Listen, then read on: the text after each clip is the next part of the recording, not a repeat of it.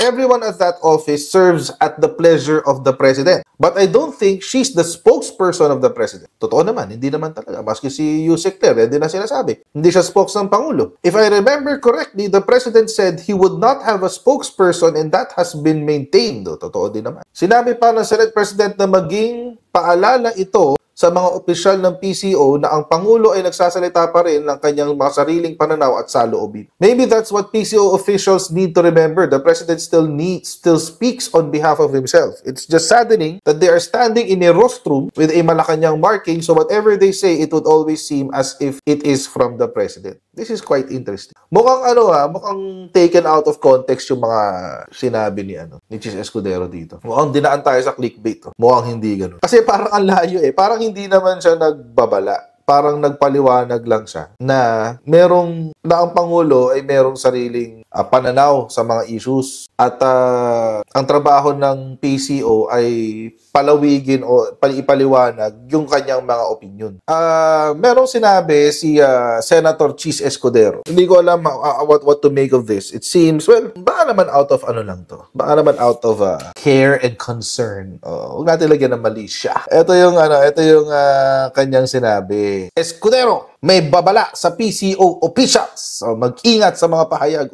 Ngayon pa pinag-ingat. Kung kailan marunong nang sumagot ang PCO. No? Baka naman may dahilan kung bakit. Tingnan natin yung kanyang dahilan. Sabi ni Senator Cheese, SP. Nagbabala si SP Francis Escudero sa mga opisyal ng PCO na maging maingat sa mga inilalabas na pahayag sa publiko. Sa isang presser, tinugunan ni Escudero ang matinding mga pahayag ni newly appointed PCO Yusek Attorney Claire Castro sa iba't ibang topic at sinabing ang Pangulo ay kasalukuyang walang spokesperson. Totoo naman yun.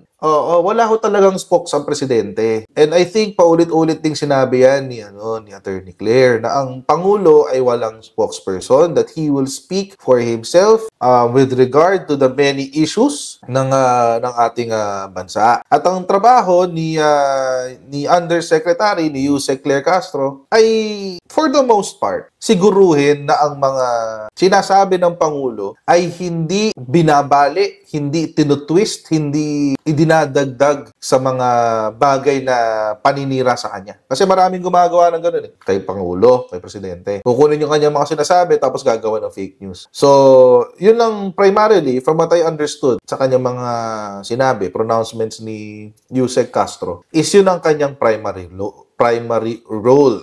Yun ang kanyang primerang trabaho. It's just weird na nanggagaling ito kay SP, Chis Escudero. Pero kung yan ang trip niya, di bahala siya. Everyone at that office serves at the pleasure of the president. But I don't think she's the spokesperson of the president. Totoo naman, hindi naman talaga. Maski si Yusek Claire, hindi na sinasabi. Hindi siya spokes ng Pangulo. If I remember correctly, the president said he would not have a spokesperson and that has been maintained. Totoo din naman. Sinabi pa ng Senate President na maging paalala ito sa mga opisyal ng PCO na ang Pangulo ay nagsasalita pa rin ng kanyang mga sariling pananaw at saloobin. Maybe that's what PCO officials need to remember. The President still speaks on behalf of himself. It's just saddening that they are standing in a rostrum with a Malacanang marking, so whatever they say, it would always seem as if it is from the President. This is quite interesting. Mukhang mukhang taken out of context yung mga sinabi ni Chis Escudero dito. Mukhang dinaan tayo sa clickbait. Mukhang hindi ganun. Kasi parang ang layo Parang hindi naman siya nagbabala. Parang nagpaliwanag lang siya na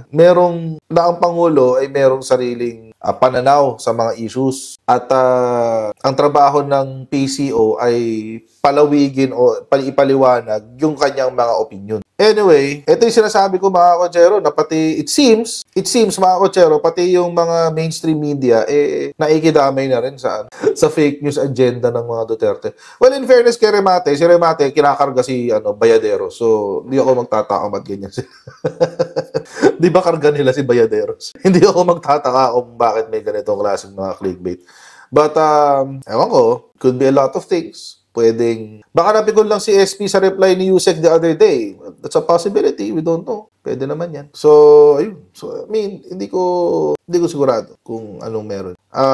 But, ewan ko lang. Kung if this is because of yung political bias of the author, kung sino man yung sumulat nito. Sino ba sumulat nito? Pero meron pa isa. Ito, politiko naman to. Kapatid naman to ni Abante. Ito si politiko. At kasi, CA may grill J. Ruiz over business ties. So, yun ang sinasabi. Ito yung mga sinasabi ko sa inyo na kapag ang mainstream media naki-clickbait eh. Oo, yun doon pumapasok ngayon ng fake news. Kasi alam nyo mga kotsero, I would propose na ang mainstream media is our last bastion of fact-checking. Kasi mainstream ka eh. So, dapat, hindi ka, sabi nga nila, pinagyayabang nila. Itong mainstream media, sila yung covered ng ethics of journalism. Tapos meron silang mga regulatory body. Meron silang KBP, meron silang kung ano-anong grupo na nagbo-monitor daw sa kanila. Ngayon, mga kotsero, kapag yung mainstream media ang nakisabay sa galawan sa social media, doon na ngayon nagkakaroon ng, ewan ko lang, pananaw ko lang naman to, doon na ngayon nagkakaroon ng